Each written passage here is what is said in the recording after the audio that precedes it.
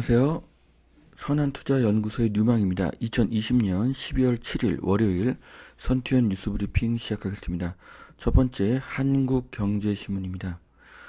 지난주에는요 코스피 코스닥 상승했고요. 금리와 환율은 하락했습니다.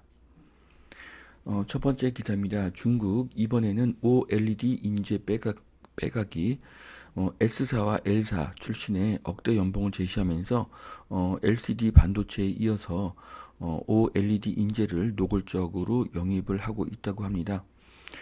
전 세계가 기술 전쟁이고 4차 산업에서 핵심 역량은 인재입니다. 그래서 앞으로는 인재가 모일 곳이 더 중요해지고요. 기술을 훔치고 기술을 카피하는 세계 경제에서 승리하는 방법은 끝없이 신기술을 개발하는 것입니다. 카피는 오리지널을 이길 수가 없습니다. 자, 중국의 노골적인 인재 사냥, 중국 연봉 10배 줄 테니 넘어와라.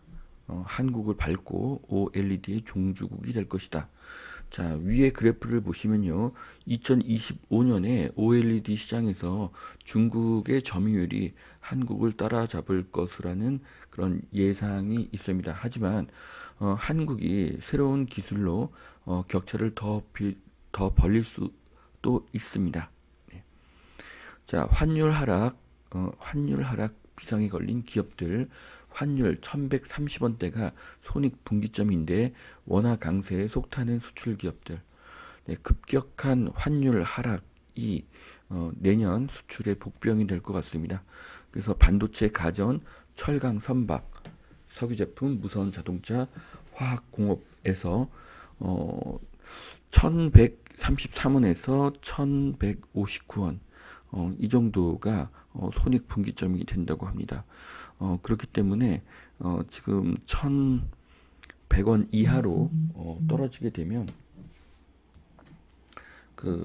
앞으로 우리나라 수출 기업들에게는 큰 타격이 될 것 같습니다. 내년에는 좀 환율이 반등하기를 기대합니다. 자, 새로운 국토부 장관 선결 과제 새로운 국토부 장관 후보자에게 바라는 시장의 목소리 해서 5분의 전문가가 이렇게 말씀을 해주셨는데요. 주로 임대차 보호법 그리고 민간 보유 아파트를 어떻게 전세로 공급하는 것을 활성화시킬 것이냐 이런 것에 대한 이야기가 많이 나왔습니다. 자, 임대차법의 변화를 가장 많이 바라고 있고요. 민간이 전세를 공급하려면 임대사업자, 다주택자를 인정을 해야 합니다. 그리고 세제를 완화해서 민간이 보유한 아파트가 전세 공급에 활성화되어야 합니다. 결국 모든 정책의 근본이 다주택자로 인해서 집값이 상승한다는 이 프레임에서 벗어나야지 이런 문제들이 해결될 것으로 보여집니다. 자, 살 길 찾는 SMIC 중국의 반도체 공장을 짓는다. 자, 지금 미국은 미국의 기술이 들어간 반도체를 중국이 생산하거나 수입하는 것을 막고 있습니다. 이에 중국은 중국 내에 반도체 공장을 짓습니다. 한국의 반도체 기술이 중국으로 유출될 것들이 좀 많이 우려가 됩니다. 자, 글로벌 철강 수요 살아난다. 포스코 2달 새 35% 주가가 급등했다고 합니다. 철강 수요가 늘어난다는 것은 세계 경제가 회복될 것이라는 뜻입니다. 2021년에는 세계 경제가 크게 회복되기를 기대합니다.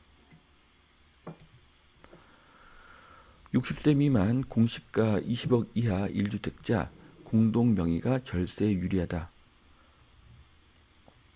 자, 이 표를 보시면요. 2020년 공시 가격과 2021년 종부세가 이렇게 정리되어 나왔는데요. 이제는 공동 명의가 더 유리하다고 하니까 꼭 참고하시길 바라겠습니다.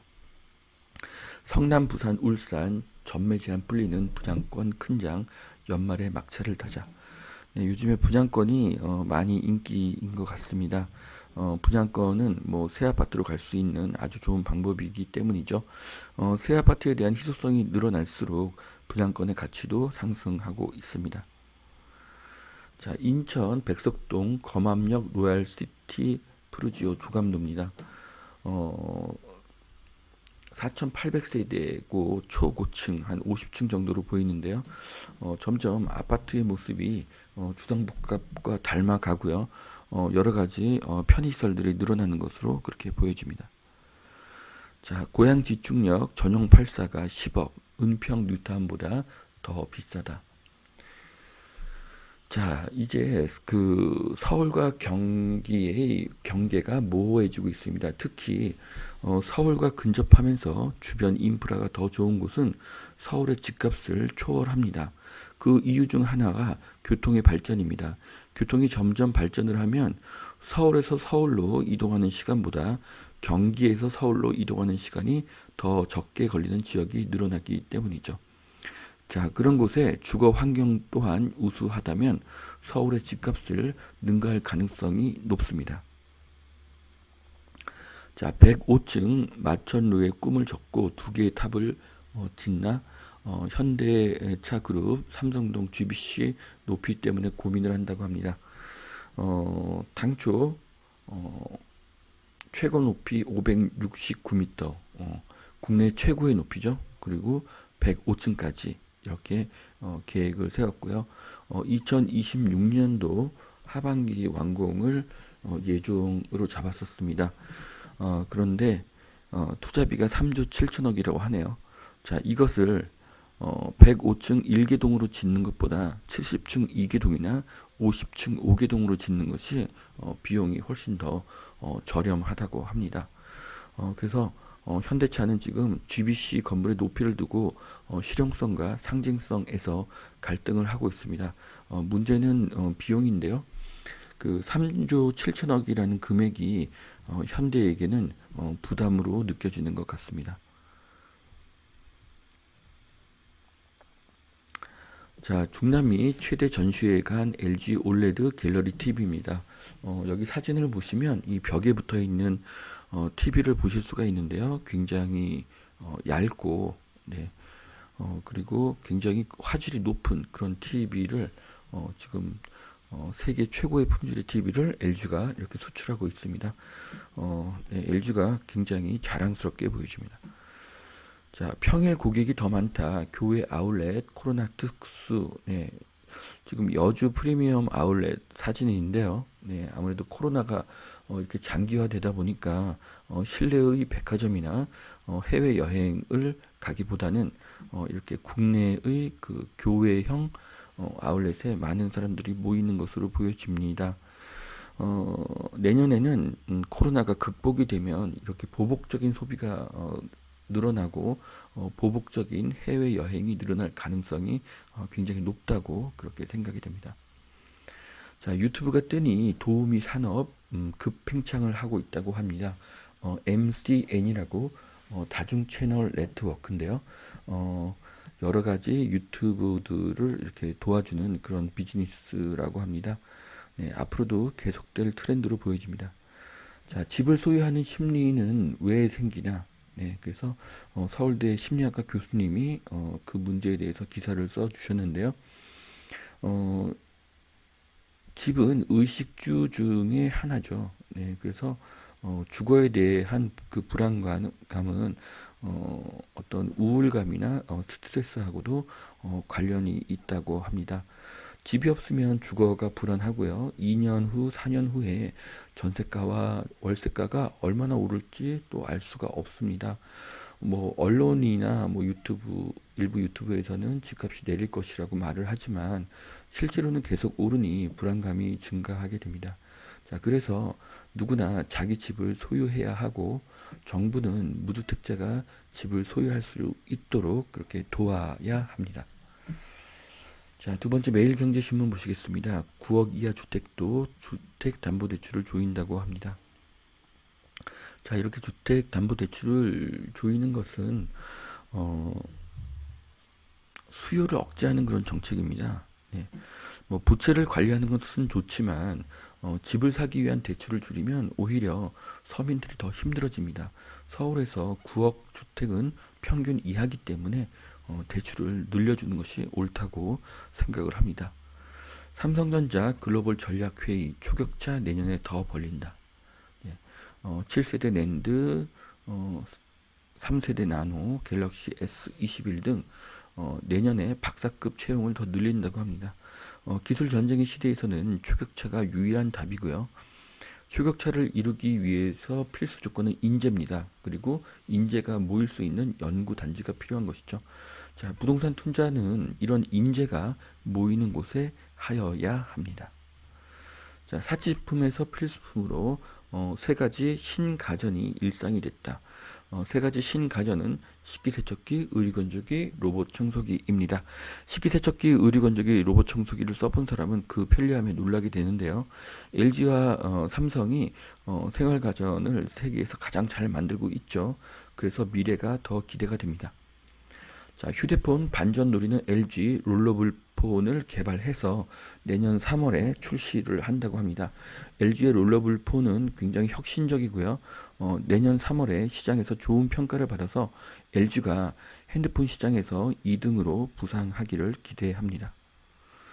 자, 코스피 뛰는데 개미는 연일 곧버스 베팅을 하고 있다고 합니다. 자, 주식 투자의 기본은 시장이 확대되고 그 시장에서 점유율이 높은 기업을 선택하는 것입니다. 그런데 인버스 투자는 주식이 하락하기를 바라는 마이너스적인 마음이 있습니다. 부정적인 생각은 좋은 투자는 아니라고 생각을 합니다. 앞으로도 주식시장은 상승과 하락을 반복하게 되겠죠. 하지만 코스피는 3,000을 돌파하고 결국 3,500을 돌파할 것입니다. 이유는 한국이 4차 산업 강국이기 때문입니다. 전기차 올랐던 현대차 내년 중시도 싱싱 달릴 것 같다. 네, 현대차와 기아차의 미래가 밝다고 보여집니다. 물론 끊임없는 기술 개발도 계속 하여야 하죠. 네, 내년에 전기차 시장이 확대가 되고 인도 시장에서 선전을 하고 있는 이 현대 기아차가 그래서 내년에도 기대가 됩니다. 입시전쟁 끝나자 대치목동 전세전쟁, 수능 이후 학군지 전세난은 임대차법 시행 후 매물 감소에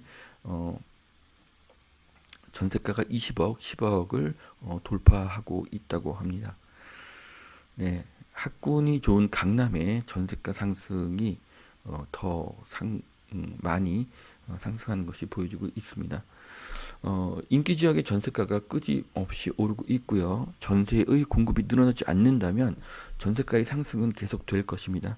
전세 물건이 늘어나려면 다주택자가 임대를 놓을 수 있는 그런 환경이 되어야 합니다.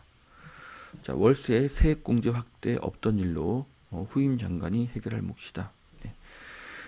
월세 세액공제는 후임 장관에게 넘어가게 될 것 같습니다.